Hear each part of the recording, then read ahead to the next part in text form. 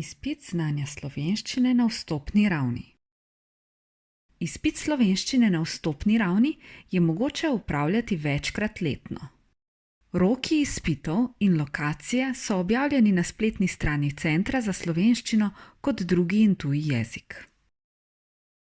Na izpit se prijavite tako, da na spletni strani centerslo.si izberete izvajalca in izpolnite prijavnico. Ko poravnate račun, ste prijavljeni na izpit. Na izpit morate s seboj prinesti osebni dokument in pisalo. Izpit iz znanja slovenščine na vstopni ravni uspešno opravi 75% prijavljenih.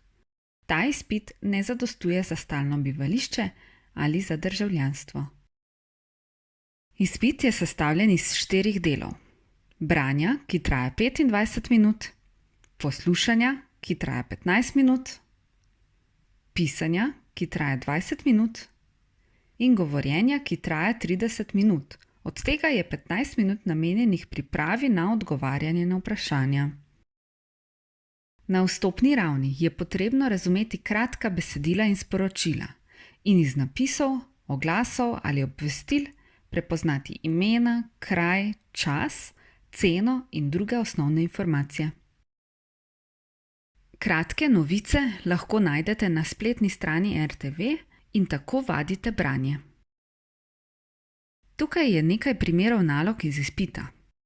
Ogledate si sliko in na vprašanja odgovorite tako, da obkrožite pravilni odgovor. Otroške obleke dobite v prvem nadstropju? Ne. Otroške obleke dobimo v 4. nadstropju. K frizerju greste na zeleno pot 8. Ja, preselili so se na novo lokacijo na zeleno pot 8. Želite se naučiti italijansko? O učenju italijanščine govorijo glas č, zato v kvadratek vpišemo črko č. Preberemo kratko sporočilo in odgovorimo na vprašanje, tako da obkrožimo pravilni odgovor. Kaj bo Ana delala v soboto dopoldne? V soboto ne dela, zato odgovor C ni pravilen, ne bo v službi. Do 12:30 bo doma, zato bo v soboto dopoldne doma. Pravilen odgovor je odgovor A. Zadnja naloga je nekoliko daljše besedilo, vendar tudi tu na vprašanje odgovorimo tako, da obkrožimo pravilni odgovor. V koliko filmih je igrala igralka Itarina? Preberemo lahko, da je posnela 18 filmov. Torej je pravilen odgovor B.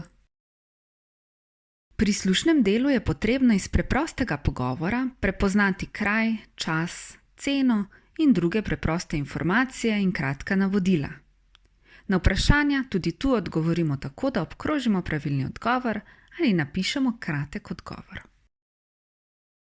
Pri prvi nalogi prepoznamo, v kateri situaciji se dogaja dialog.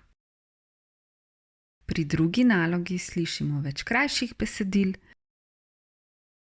Pri zadnji nalogi pa odgovorimo tako, da zapišemo uro, ceno oziroma iz slišanega razberemo ključne informacije.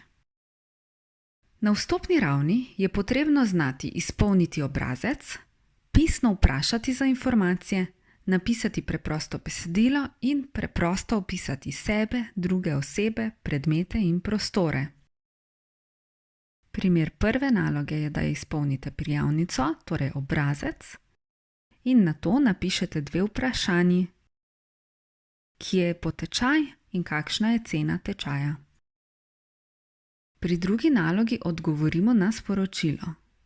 Navodilo naloge piše, da na začetku in na koncu pisma pozdravimo prijatelja, ter da odgovorimo na vprašanja, ki nam jih je prijatelj postavil. Pri takšni nalogi gremo po vrsti in po vrsti odgovarjamo na vprašanja. Kdaj prideš? Pridem ob 16. Ali potuješ z avtom ali z vlakom? Potujem z vlakom.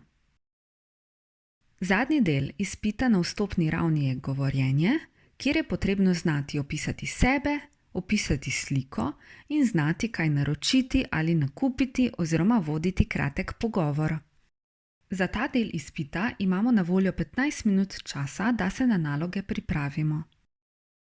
Pri drugi nalogi imamo na voljo 2 sliki in izberemo eno sliko ter se pripravimo, da jo bomo lahko opisali. Torej, izpit iz znanja slovenščine na vstopni ravni ima 4 dele in traja skupaj 90 minut. Na vstopni ravni se vsi deli izpita opravljajo na isti dan. Rezultate izvemo naknadno.